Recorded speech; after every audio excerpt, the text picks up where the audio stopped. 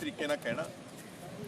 ਅਸੀਂ अगर डेमोक्रेसी ਦੇ ਵਿੱਚ ਰਹਿੰਦੇ ਆ ਤੇ ਫਿਰ ਸਾਨੂੰ ਸਾਡਾ ਫੰਡਾਮੈਂਟਲ ਰਾਈਟ ਹੈ ਕਿ ਅਸੀਂ ਜੋ ਆਪਣੇ ਹੱਕ ਦੀ ਗੱਲ ਕਹਿ ਸਕਦੇ ਹਾਂ। ਦਿੱਲੀ ਸਾਡੇ ਦੇਸ਼ ਦੀ ਰਾਜਧਾਨੀ ਹੈ, ਉਹ ਕੋਈ ਬੰਗਲਾਦੇਸ਼ ਦੀ ਰਾਜਧਾਨੀ ਜਾਂ ਪਾਕਿਸਤਾਨ ਦੀ ਰਾਜਧਾਨੀ ਤਾਂ ਹੈ ਨਹੀਂ ਸੀਗੀ, ਪਰ ਉਹਨਾਂ ਨੂੰ ਉੱਥੇ ਅੰਬਾਲੇ ਤੇ ਪਿਪਲੀ ਤੇ ਹਰਿਆਣੇ ਦੇ ਕਈ ਪਾਸਿਓਂ ਜਿਹੜੀ ਡੱਬ ਵਾਲੀ ਸਾਈਡ ਤੋਂ ਐਂਟਰੀ ਕਰ ਰਹੇ ਸੀ ਕਿਸਾਨ ਜਾਂ ਜਿੱਥੋਂ ਜਿੱਥੋਂ ਵੀ, ਉਹ ਸਾਰਾ ਬਾਰਡਰ ਸੀਲ ਕਰ ਦਿੱਤੇ।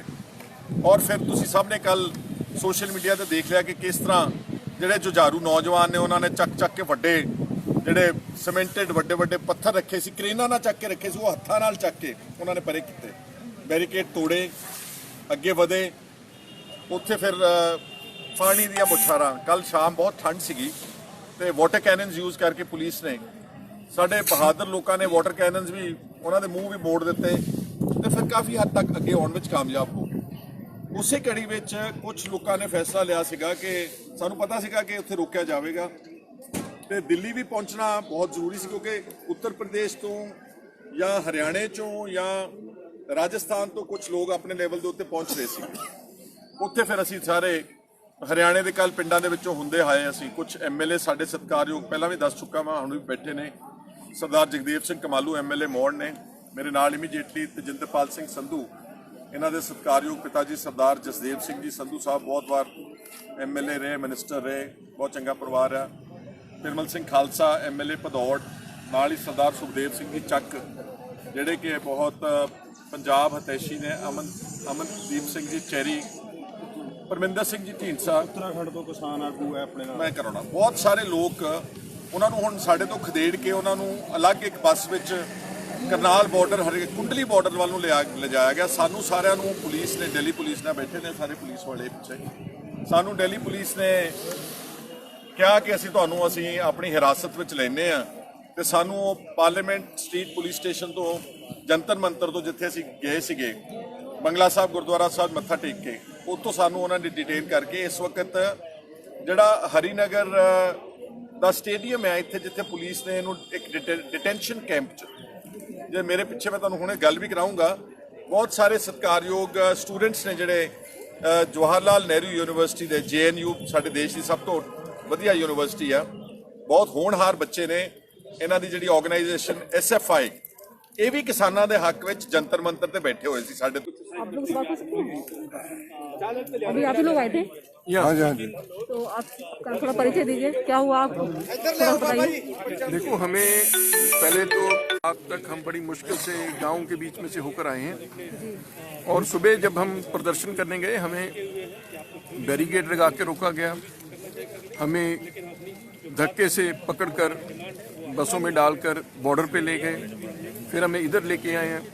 तो बात यह है कि इस देश में जो बुनियादी अधिकार हैं उनका हनन हो रहा है और अगर एक नागरिक देश के एक प्रदेश से दूसरे प्रदेश नहीं जा सकता तो ये उनके मौलिक अधिकारों का हनन है जो मौजूदा सरकार कर रही है। और इसके अलावा किसानों को जो आप सुबह दिल्ली आ गए थे, दिल्ली से वापस आपको हरियाणा ले गए, हरियाणा से फिर वापस दिल्ली लाए हैं? हाँ, हरियाणा से नहीं, बॉर्डर पे लेकर हमें फिर वापस लेके आए हैं। और सबसे बड़ी बात यह है कि जो किसान जिसने देश का पेट भरा है, देश के लोगों का पेट भरा है, आज उसको अपने बच्चों के पेट की फिक्र पड़ी हुई है, वो कैसे उनके भविष्य का उनको फिक्र है। और सरकार किसानों के नाम पर जो बिल लेके आई है वो असल में किसान विरोधी है और कॉरपोरेट घरानों के फायदे के लिए लाए गए हैं। जो चाहे अंबानी है, अडानी है, वो कैसे रातों रात अमीर हो गए, उनकी जायदाद पिछले 4 महीनों में दुगनी हो गई है और देश के बाकी लोग हैं जो वो गरीब हो रहे हैं। तो इसलिए ये कहीं सारी बड़ी सोची समझी साजिश है केंद्र सरकार की और वो कुछ घरानों को फायदा करने के लिए बाकी सारे देश के किसान, देश के मजदूर सबका मलिया मेट करने लगी है। सो हम इसके खिलाफ जो आए हैं और जब तक ये कानून वापस नहीं होंगे पंजाब के लोग, देश का किसान ये लड़ाई लड़ता रहेगा और जोरदार ढंग से हम लड़ते रहेंगे। एक ये भी लोग बात बोल रहे हैं कि देश के ज्यादातर हिस्सों से ज्यादातर राज्यों में विरोध नहीं हो रहा है, क्यों नहीं और पंजाब जैसे जहां पर कि जो MSP का 6% काफी अच्छा उनको मिल जाता है, वही लोग विरोध कर रहे हैं, तो जान के करवाया जा रहा है बस ऐसे ही। देखिए, बात यह है, पंजाब का किसान एक जागरूक है, बाकी जो किसान है उसको तो इन्होंने इस हालात में रखा है अभी तक उसको तो बेचारे को दूसरे अपने गांव से शहर में जाने को भी दिक्कत आती है। पंजाब का किसान जागरूक है, उसको समझ है, पढ़ा लिखा है, उसको पता है भी क्या हमारे अच्छे और फायदे और नुकसान के लिए। और जब सारे देश के किसान को पता चलेगा भी ये क्या कानून है, उनको समझाया जाएगा, तो खुद ब खुद वो जान जाएंगे कि इसमें सच क्या है। तो इसलिए ये कहना कि सिर्फ पंजाब तक सीमित है, जो 500 किसान जथेबंदियों ने ये सब ऐलान किया है वो तो सारे देश से हैं। तो सिर्फ पंजाब की तो सिर्फ 31 है, बाकी 500 सारी देश की जो किसान और मजदूर की जो यूनियंस हैं उन्होंने ये बुलावा दिया है। तो ये कहना कि किसान नहीं है, ये बिल्कुल गलत है। सारे देश के किसान इस मुद्दे पर इकट्ठे हों। तो ये जो कानून है इसमें भी एमएसपी के बारे में सरकार बोल तो रही है कि एमएसपी हम नहीं हटाएंगे और मंडियां भी नहीं खत्म करेंगे, सरकार खरीदेगी, लेकिन इन कानूनों के बीच में नहीं है।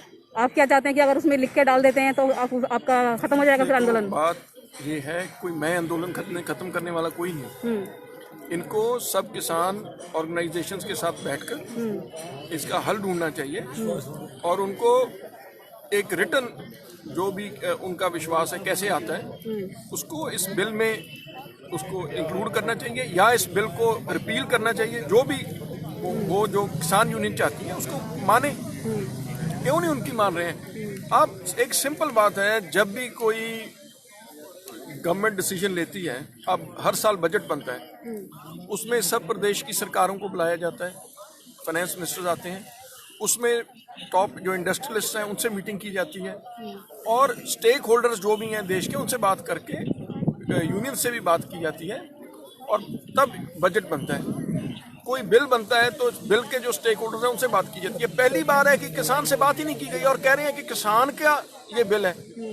तो इनको क्या ये रीजन है भी उन्होंने किसान से बात नहीं की। और जब देश कोविड के साथ लड़ रहा है, क्या जरूरत थी भी उस समय में ये लेके आए। ये सारी मेलिफाइड इंटेंशंस इससे सामने आती हैं। अभी गवर्नमेंट की जो इंटेंशंस है वो साफ नहीं है। वो तो कह रहे हैं आप कोरोना बढ़ा देंगे, आप लोग समझ नहीं रहे हैं कितना सीरियस है मामला और आप बाहर जब बिहार में चुनाव हुआ है उधर भी कोरोना बढ़ा, उधर हजारों लाखों लोगों के जो है लोग इकट्ठे हो रहे थे, तब इनको नहीं दिखा। तो ये सिलेक्टिवली ये कहना भी इधर कोरोना बढ़ेगा इधर नहीं बढ़ेगा, ये बिल्कुल गलत है। खुद बीजेपी की लीडरशिप है, वो इतने बड़े बड़े रैलीज करके आ रही है, तब क्यों नहीं इन्होंने उनको रोका।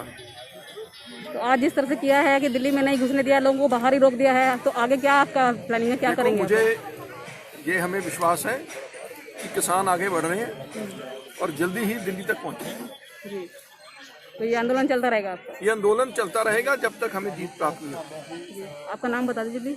मैं परमिंदर सिंह ढींसा, MLA लहरा और फॉर्मर फाइनेंस मिनिस्टर पंजाब।